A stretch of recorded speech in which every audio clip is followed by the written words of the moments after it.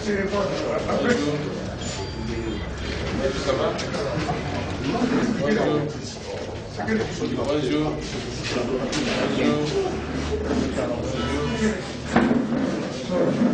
Ce sont des...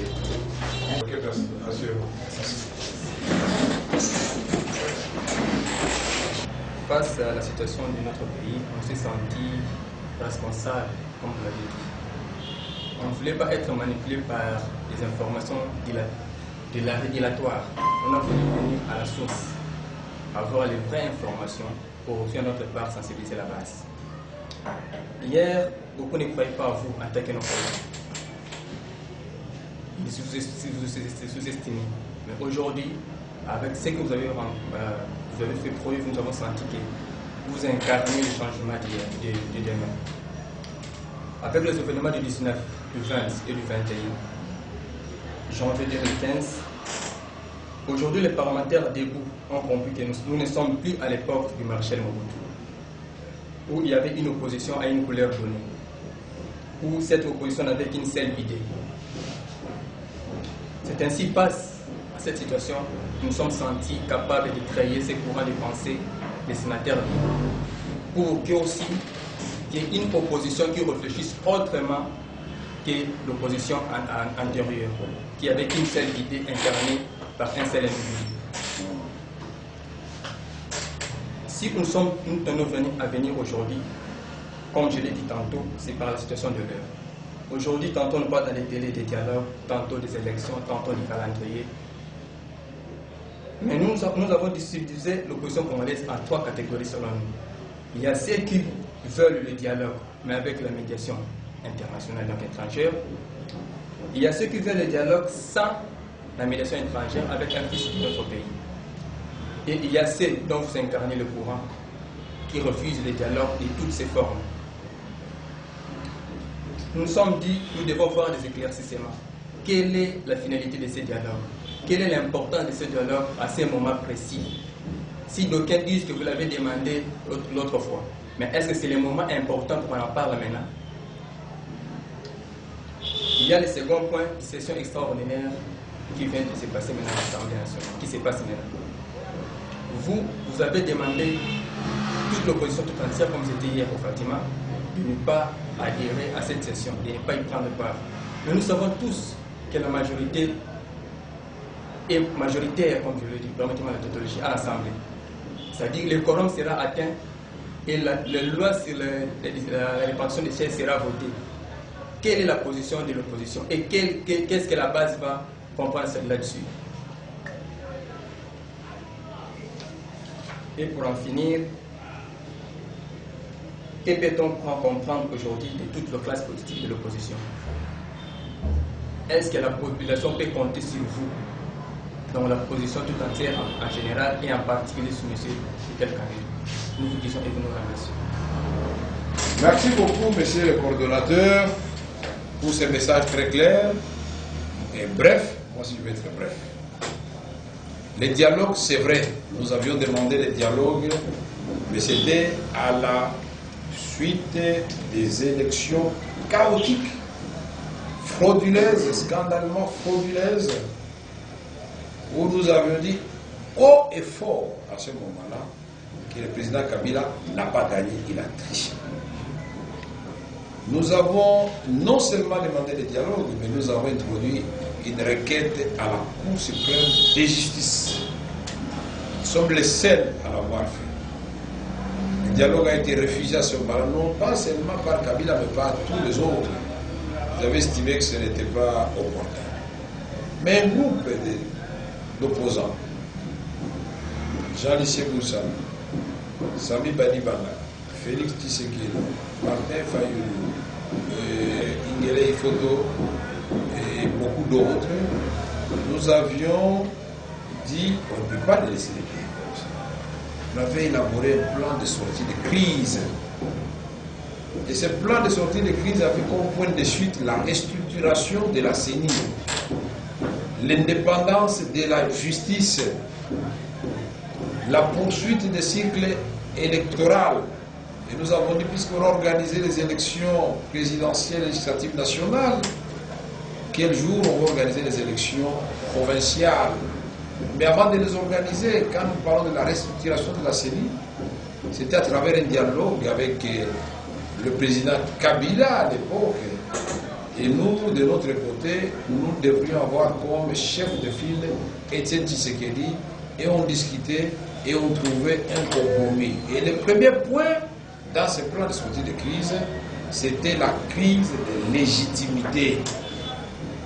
Il fallait que le président Kabila accepte qu'il est là après avoir tripatouillé les urnes et qu'il prenne la ferme résolution de ne plus refaire cette aventure et que l'on redonne au président Étienne Tshisekedi psychologiquement sa place de celui qui avait été légitimement élu.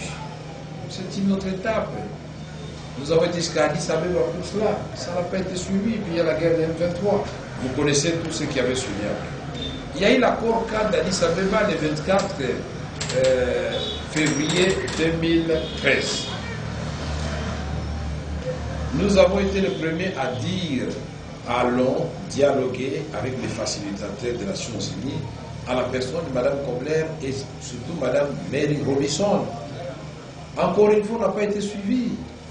Le président Kabila a préféré convoquer les concertations nationales. Une partie de l'opposition l'a suivi là-bas. Et j'avais prévenu cette partie de l'opposition que je connais le président Kabila mieux que vous tous. Vous allez sortir de là dessus. Ce que le président Kabila veut, c'est la révision de la Constitution. Et nous avons donc commencé des combats à la fois. Touche pas à ma Constitution, en même temps on réclamait le vrai dialogue. Mais en réclamant le vrai dialogue avec les meetings de Njili, Sainte-Thérèse, mais on a arrêté les coordonnateurs même de la coalition pour le vrai dialogue, la CVD, Jean-Bertrand Iwanga, et je lui avais dit qu'on l'avait arrêté. Mon cher ami, la prison est faite pour les hommes. Il y en a qui commencent en prison, qui terminent au trône. Il y en a qui commencent au trône, qui terminent en prison. On vous envoie à l'université de la vie. Puisque vous n'avez commis aucune faute, vous n'avez tué personne. Dieu va vous faire grâce, vous allez sortir là-bas encore avec une santé de fer et avec une popularité encore grandissante. Et je vous informe que Bertrand Iwanga, ici Iwanga, notre secrétaire général, va sortir le 31 juillet à 11 h. Et vous tous, venez l'accueillir pour encourager ces combattants de la démocratie. C'est à partir de ce moment-là, et même avant qu'il ne soit arrêté, il y a une année et demie, comme un prophète, moi j'avais dit avant d'aller en Europe, que nous mettons fin à toute possibilité de dialoguer avec le président Kabila, parce que nous voyons que de son côté, il n'a pas la volonté de dialoguer. Je l'ai dit en 2012. Mais j'avais été mal compris, même y compris par mes collègues du parti politique. Mais après, ils m'ont donné raison, puisqu'il y a eu des concertations, avec plus de 700 recommandations. Il a fallu attendre une année pour connaître le gouvernement dit de cohésion nationale. Une année et un mois, c'est exactement 13 mois. Mais après les concertations, c'est à la veille de la fin du mandat du président Kabila qu'il s'est dit, ah tiens, l'opposition avait raison. C'est quand on a sorti le calendrier de la CENI, avant le calendrier, nous avons mené les combats pour éviter que le recensement ne soit la condition pour aller aux élections, la révision de la loi électorale. C'est la victoire de la jeunesse, monsieur. C'est la victoire du peuple congolais. C'est la victoire de la femme congolaise. C'est la victoire de l'élite congolaise. C'est la victoire du politique congolais. C'est la victoire de toute la société civile. Et donc, c'était un test grandeur nature de ce qui adviendrait si d'aventure le président Kabila voudrait se représenter ou passer outre les élections du 27 novembre 2016 dans l'élection présidentielle législative nationale. Maintenant, tout ça, il cherchait quoi? C'est-à-dire avec l'événement de Burkina Faso, si je touche à la Constitution, les mêmes causes vont produire les mêmes effets. Donc, je vais chercher des stratagèmes. Le premier a échoué. Mais le deuxième, c'est quoi? C'est de dire les dirigeants congolais, les politiques congolais, de l'opposition comme de la majorité, sont friands de postes ministériels. Si je les convoque en dialogue, en plus, dans ces dialogues-là, on va distribuer les perdièmes, et ils savent que tout dialogue se termine par le partage du pouvoir équilibré ou déséquilibré. Tout le monde va espérer devenir ministre, et c'est là que je trouve les Congolais du tout vraiment pas la classe politique, pas très mature. Mais les gouvernements peuvent avoir maximum 50 personnes. Mais vous êtes plus de 3000 peut-être dans ces forums-là. Et chacun de vous reçoit la promesse qu'il sera membre du gouvernement. Mais alors, à qui on a dit la vérité parmi vous tous? Est-ce que vous ne comprenez pas que Kabila est en train de vous entraîner dans un piège où vous allez sortir là-bas comme du torchon, bon pour jeter dans la poubelle de l'histoire? Voilà pourquoi Vital Kamerhe a dit non au majuscule à ce dialogue. Voilà pourquoi l'INC, l'Union pour la Nation congolaise, vient de réitérer avec l'ensemble des autres partis politiques son non catégorique de participation. Parce que toutes les matières que le président a énumérées le 29 juin dernier, que ce soit le calendrier électoral, que ce soit le budget, que ce soit l'enrôlement du nouveau majeur pour la sécurisation des élections, sont des matières qui relèvent exclusivement de la CENI au terme de la Constitution. Et nous avons fait une concession. Nous avons dit, nous sommes prêts à discuter dans une tripartite, CENI, opposition, majorité, mais au sein de l'organe habilité à discuter de ces questions. Et ça va nous donner l'occasion de fiabiliser la CENI. Il n'y a pas que la question du calendrier qu'il faut alléger et renvoyer les locales après 2017. Mais il y a la cruciale question de fiabilisation du système électoral. J'ai toujours coutume à dire que les listes bien établies, avec un fichier fiable, non corrompu, c'est 70%, 80% des réussites des élections et des non-contestations des résultats. C'est pourquoi nous devons refaire l'enrôlement de tout le monde, pas seulement de nouveaux majeurs. Tout le monde pour avoir un nouveau fichier avec une nouvelle carte, avec d'autres couleurs, puisque la CENI vient de démontrer que les cartes actuelles sont trafiquées à la suite de vols de kits électoraux. Quand on nous parle du budget, nous avons démontré dans notre déclaration qu'il n'y a pas du tout volonté de la part du gouvernement du président de la République d'organiser les élections. Gouverner, c'est prévoir. Vous ne pouvez pas vous réveiller en 2015, l'année électorale, pour dire « Ah, nous n'avons pas suffisamment d'argent ».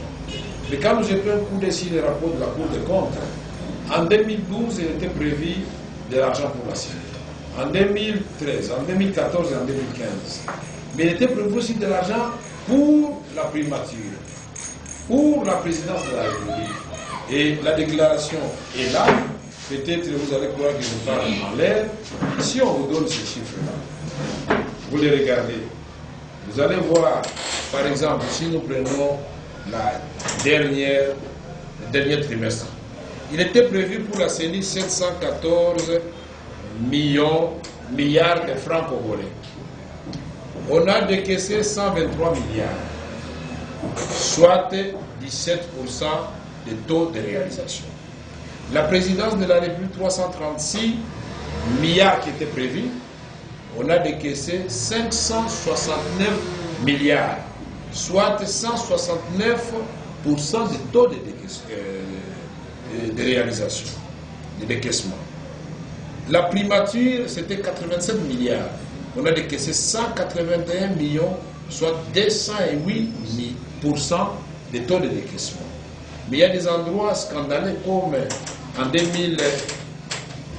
toujours en 2015, le premier trimestre, la primature, c'était prévu 7 milliards. On a décaissé 30 milliards, soit 429% de taux de réalisation. La présidence, c'était prévu 30 milliards. On a décaissé 41 milliards, soit 137%, toujours dépassement.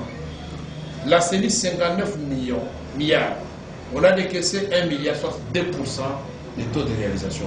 Et avec ça, vous allez dire que le président Kabila et la CENI et le gouvernement avaient la volonté d'aller aux élections. Nous disons non. Alors cette question du budget, encore une fois, doit être traitée au sein de la CENI dans une commission tripartite et nous allons en profiter pour finaliser la CENI. Donc c'est pour dire, chers amis, ce dialogue est inopportun. Parce que les matières, je viens de vous les montrer, toutes peuvent être examinées au sein de la CENI, même la sécurisation des élections. Les ministres de l'Intérieur, les ministres du Budget, les ministres des Finances sont membres du comité de suivi. Ils peuvent venir dire, moi, ministre de l'Intérieur, pour sécuriser, voici mon plan. Moi, ministre du Budget, moi, ministre des Finances, voici notre plan de décaissement de l'argent que nous mettons à notre disposition. Est-ce qu'il faut un dialogue pour cela? Économisons l'argent de l'État.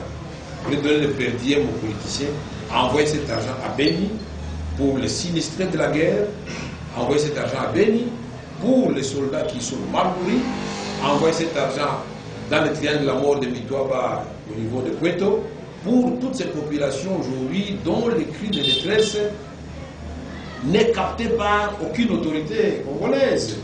Et en même temps, vous distribuez des millions de dollars ici, vous construisez des immeubles qui poussent après des jours, et l'arrière-pays, rien. Nous disons, non, c'est fini. Ils ne nous auront plus. C'est un piège, et nous ne tomberons pas dans ces pièges. C'est la terre debout, soyez rassurés. Le jour où vous verrez Kamere dans ces dialogues, je vous autorise à venir m'enlever chez moi à la maison.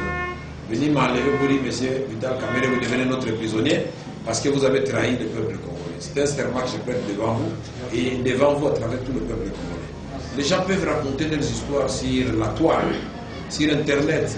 Je sais que pour la plupart sont des gens de pouvoir. Vous voyez que oui, Vital nous a vu la nuit. Oui, vous avez la nuit, alors pourquoi vous ne les dénoncez pas les jours? Pourquoi vous ne les filmez pas? Ah, il nous a demandé la primature. Mais pourquoi vous ne lui donnez pas la primature comme ça, le peuple congolais va voir s'il va accepter ou s'il va refuser. Mais c'est comme la grossesse.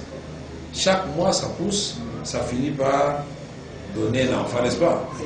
Or, moi, chaque mois, mon ventre ne fait que diminuer. Donc, je n'ai pas de grossesse de la majorité du pouvoir. Alors, vous pouvez être tranquille. En ce qui concerne la session extraordinaire, nous n'avons pas refusé de participer à la session extraordinaire. Nous sommes des légalistes, parce que la session extraordinaire est constitutionnelle. Nous avons refusé de participer à toute plénière qui va se rapporter à l'examen de la loi portant répartition des sièges dans les locales municipales et urbaines. Pourquoi? Parce que le président Kabila lui-même reconnaît, en retard, puisque l'opposition l'avait déjà dit, toutes les questions qu'il a soulignées, l'opposition les avait déjà reprises dans ses nombreuses déclarations, reconnaît que non, il faut enrôler les nouveaux majeurs. Très bien, pas seulement les nouveaux majeurs, tout le monde, parce que le fichier du pasteur Lundara, il est corrompu, il est vicié. Comment voulez-vous, Manuel, faire son rapport 4 ans après, 5 ans après, il dit non, ce n'était pas 33 millions, c'est 30 millions. Ah bon? Ça signifie qu'il y avait 30 millions, 3 millions, soit des Congolais qui sont morts ou qui étaient fictifs. Mais en même temps, il n'y a pas eu d'autres Congolais qui ont atteint l'âge de majorité. Au lieu d'augmenter, le corps électoral a diminué. Ça signifie que le fichier n'est pas fiable, il faut les fiabiliser. Et en fiabilisant les fichiers, quand on va enrôler tout le monde, y compris les nouveaux majeurs, on va avoir les données. C'est à partir de ces données que nous allons élaborer finalement la loi qui va nous permettre, sur base de calculs statistiques, à déterminer les sièges à réserver à chaque secteur ou groupement. Mais comment vous allez le faire avant? C'est mettre la charrue devant le bœuf. Comment vous voulez faire la loi avant même que l'on puisse faire l'enrôlement auquel le président a fait allusion? Comment vous voulez faire la loi avant même que le président Kabila, puisqu'il y croit dire comme faire, de faire son dialogue, puisque parmi les matières du dialogue, il y a cette question-là. C'est pour vous dire que nous sommes dans un véritable marché de type. Avec ou sans la communauté internationale comme médiateur, l'INC, les forces politiques et sociales, la dynamique d'action pour l'opposition, d'unité d'action pour l'opposition, nous disons non. Pourquoi le dialogue est inopportun? que cette communauté internationale, puisqu'elle est représentée, elle est représentée dans la CENI, que ce gouvernement ou ce pouvoir exécutif, puisqu'il y a son ministre et ses ministres qui sont dans la CENI, remettons à César ce qui est à César. Le calendrier électoral qui est mis en cause avait été élaboré par la CENI. Il appartient à la CENI de corriger ce calendrier avec les parties prenantes aux élections. Le président Kabila n'étant pas partie prenante aux élections, il doit se mettre de côté et laisser ceux qui vont participer aux élections de discuter. Et nous lui disons toujours, mais je le répète, qu'il existe une vie après la présidence de la République. Nous voulons que pour la première fois, le Congo ait un ex-président en vie. Comment notre pays, chaque fois, un président qui quitte, soit on l'a assassiné, soit il a fui et il meurt, soit... Non, ce n'est pas normal. Pour une fois, nous prions le bon Dieu que Kabila soit en vie et qu'il voit comment les Congolais engagés et qui aiment ce pays vont le transformer. Il faut qu'il soit en vie pour qu'il vive ça. Et il va comprendre à ce moment-là, ah tiens mon Dieu, vous êtes sur à côté de la plaque. Ce Congo donc a des fils qui peuvent et des filles qui peuvent faire du Congo le Brésil, la Chine, la Malaisie et tout ça. On peut faire du Congo le noyau intégrateur, le moteur du développement de l'Afrique. Tout est intact dans ce pays. Vous, la jeunesse, vous, et vous les femmes, vous êtes les deux piliers sur lesquels nous devons nous appuyer, les deux béquilles sur lesquels nous devons nous appuyer pour bâtir un nouveau Congo avec nos ressources humaines que vous représentez, soit près de 70 millions d'habitants, avec notre superficie de 2,345 millions d'habitants, avec nos ressources naturelles, forêts, eau, énergie propre, non polluante et renouvelable, les terres arables, les minéraux, l'eau, qui sera l'enjeu de l'année 2050. Si on la gère très mal, et c'est l'occasion pour dire, j'ai lu sur la toile quelqu'un qui n'a pas bien lu mon livre. Dans mon livre, j'ai bien écrit et dans toutes mes prestations que l'eau du fleuve Congo, le fleuve Congo qui est long de 4756 km, qui quitte les Katanga et traverse tout le pays, au lieu d'aller se déverser pour devenir des eaux salées dans l'océan Indien, à partir de l'embouchure, si la personne ne connaît pas ce que ça signifie la définition de l'embouchure, c'est l'endroit où le fleuve se jette dans le fleuve. Ces eaux-là, quand elles partent, elles sont dans la mer. Ces eaux-là, quand elles partent, elles sont dans l'océan. Ces eaux-là, quand elles partent, elles ne sont plus récupérables. Elles deviennent des eaux salées, gaspillées. Est-ce que les Congos ne deviendraient pas leaders, ces eaux-là, qui ne vont plus remonter au Congo, et qu'on les capte, on construit un canal, on les amène pour aller renflouer les lacs Tchad? Ce n'est pas l'africanisme. Plus de 6 pays vont être sauvés. Et ça signifie que nous allons résoudre à 70% la question de Boko Haram, la question du terrorisme. Ces jeunes gens acceptent de faire du terrorisme parce qu'ils ne peuvent plus élever les bêtes, parce qu'ils ne peuvent plus cultiver leurs champs. Et on prend encore notre canal qui descend en Angola, Namibie, et qui descend vers le sud pour aller résoudre le problème du désert de Kalahari. Est-ce que les Congo ne va pas devenir un pays leader au cœur de l'Afrique? Mais nous sommes menacés par les Chebabs à partir de la Somalie. Ils ont déjà toqué à la porte de Kampala. Qui sait? Peut-être qu'ils sont déjà en République démocratique du Congo. On doit avoir un plan qui doit empêcher que notre pays devienne la plaque tournante du terrorisme en Afrique et dans le monde. C'est pourquoi nous avons toujours tendance et la conviction de dire que le Congo, c'est la terre d'espoir pour l'humanité. Ne vous découragez pas, parce que aujourd'hui, et vous avez voulu qu'est-ce que nous devons comprendre, vous devez comprendre que l'espoir est permis au regard de tout ce que je viens de dire là.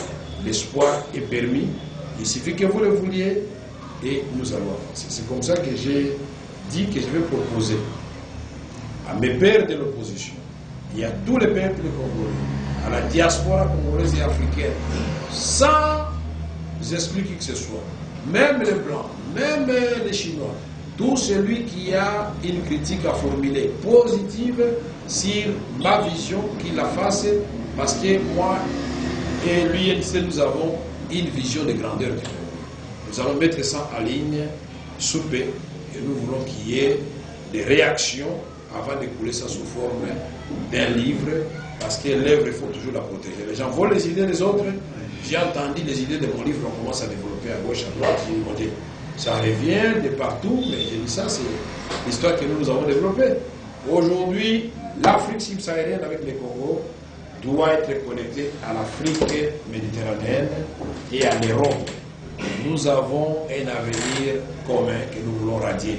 Et si l'Europe ne vient pas nous aider à affronter les défis qui se posent à l'Afrique, de pauvreté, d'insécurité, de la mauvaise gouvernance, des déficits de démocratie, il y aura encore des milliers de personnes, puisqu'ils n'auront plus de choix entre continuer à vivre ou tenter l'aventure de traverser la Méditerranée. Et l'Europe, son développement actuel va être entamé. Que l'Europe ne soit pas étonnée que demain, on commence à parler de l'ensemble de l'Europe, on parle de la Grèce aujourd'hui. Donc l'Europe doit se soulever pour qu'ensemble nous formions dans la verticale une tranche d'orange. La première tranche d'orange est formée du Canada, des États-Unis d'Amérique et de l'Amérique latine. On appelle ça l'ALENA. La troisième tranche est formée par la Chine, l'Inde et les dragons de l'Asie du Sud-Est. C'est ça le monde. Et si nous voulons la mondialisation au visage humain, nous devons avoir maintenant des tranches d'orange transversales pour que, en ordre, maintenant nous pouvons discuter avec les autres et créer un monde au visage humain. L'INC, notre parti, est pour se battre pour les valeurs de l'humanité. Il faut humaniser les rapports humains, même les rapports économiques, il faut les humaniser. Voilà ce que je peux vous dire. Et le Congo va se lever, et le jour va se lever, c'est l'Afrique tout entière qui va se lever. Et nous ne devons pas oublier que Simon Kimbangu, notre prophète, avait déjà prédit cela. Et notre héros national, Patrice Emery Lumumba, avait dit un jour arrivera où les Congolais vont écrire, et même sur une page blanche, l'histoire, la vraie histoire du Congo. Je crois que ce moment est arrivé. Vous, la jeunesse, réveillez-vous. Nous, l'élite, nous devons servir de lampes témoins. Mais en même temps, la conception de leadership, c'est que nous entrons dans le peuple nous élève, mais nous descendons pour orienter le peuple vers le développement. Je vous remercie, jeunes gens. Vous m'avez fait faire un discours que je n'aurais pas pu faire. J'étais emporté par l'émotion à la suite de votre propre adresse que j'ai trouvée extraordinaire. Voilà. S'il y a d'autres questions, l'enrôlement est utile. Et nous savons que le président Kabila et ses stratèges vont accepter l'enrôlement. C'est celui qui est intelligent qui va gagner dans l'affaire. L'enrôlement prend au maximum 5 mois. On va faire l'enrôlement. On va peut-être retarder les provinciales. Mais nous devons faire les provinciales plus tard, au mois de février ou mars. Si on ne le fait pas, on peut faire la présidentielle, les législatives et les provinciales le même jour. Que le président Kabila pense qu'en faisant un enrôlement qui va prendre beaucoup de temps, il va nous dire qu'avant de faire l'élection présidentielle, il faut faire d'abord le provincial. Niet, les deux ne sont pas liés. La preuve est qu'il a fait les présidentielles et les législatives nationales sans les provinciales. Donc il y a déjà un cas de jurisprudence qui ne viennent pas nous dire oh non, terminons d'abord les élections des provinciales avant de penser à l'élection présidentielle. Retenez la date du 27 novembre 2016. C'est la date de l'élection présidentielle et des élections législatives nationales. Et c'est constitutionnel. Retenez la date du 20 décembre 2016. C'est constitutionnel. C'est le jour où le président entrant, celui que vous allez élire, va serrer la main au président Kabila. Il va lui dire, mon cher ami, vous avez fait ce que vous avez fait, vous n'avez pas pu faire ce que vous n'avez pas pu faire, nous allons continuer. Vivez en paix et que Dieu vous bénisse. Au revoir. C'est fini, l'affaire est terminée. Et celui qui entre à son tour, il fait le premier mandat. S'il ne répond pas aux attentes du peuple congolais, le peuple le met de côté, quelqu'un d'autre vient. Mais s'il répond aux attentes du peuple congolais, il fait le deuxième mandat. Et ça sera le dernier. Lui aussi, à son tour, on lui dira au revoir, dit monsieur, il existe une vie après la présidence. Donc nous ne le disons pas seulement pour Joseph Kabila, on le dit pour tous les autres à venir. Nous voulons d'ici 2 décennies compter 3 anciens présidents de la République. C'est ça que nous voulons. Ce n'est pas Kabila, ce n'est pas Kamere, ce n'est pas Tshisekedi, ce n'est pas XY. Voilà, c'est ça. Vraiment, la monnaie de Bourguet, pouvez avoir votre liste. Il y a La liste est ici. Ok, merci beaucoup. Hein. Très bien. Vous avez mis le numéro de téléphone. Merci beaucoup.